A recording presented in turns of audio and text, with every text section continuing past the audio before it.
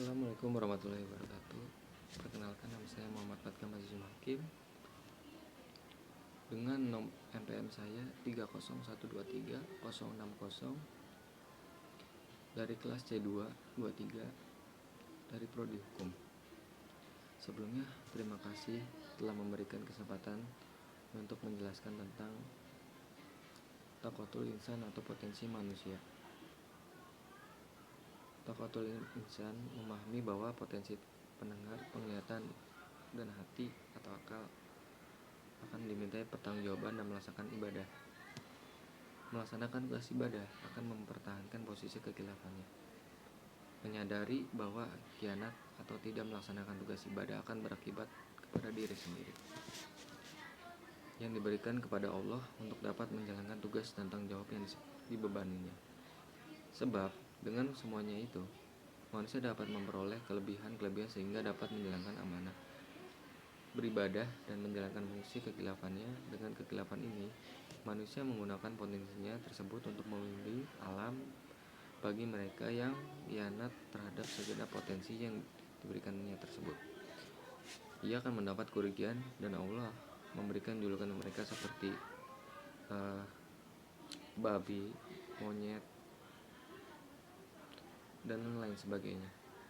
Manusia dengan segenap potensi dan kelebihannya harus bertanggung jawab dan menyadari perannya, tugas yang diberikan atau dibebaninya sebagai refleks atas potensi dan kelebihan yang diterima itu adalah beribadah. Jadi jika semua orang atau manusia bersedia menerima amanah ini, tidak satu pun orang bisa menolaknya.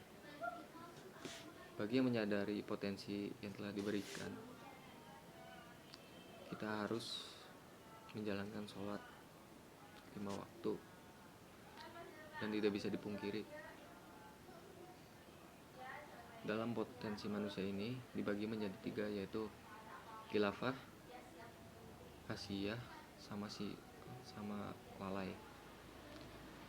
Hasiyah itu segenap potensi dan kelebihan harus bertanggung jawab dan menyadari perannya. Amanah yang dibebani sebagai refleks atas potensi dan kelebihannya yang telah diterimanya itu adalah beribadah. Tetapi jika semua orang atau manusia bersedia menerima amanah ini dan sebagian menolaknya. Khilafah, bagi yang menyadari potensi-potensi yang telah diberikan dan beribadah pada Allah.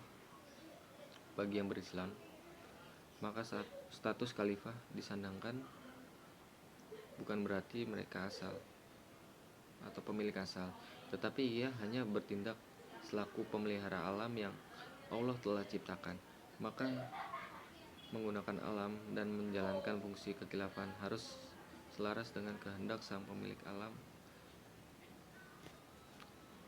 dan tidak menentang semua peraturan-peraturannya. Dan yang ketiga, lalai.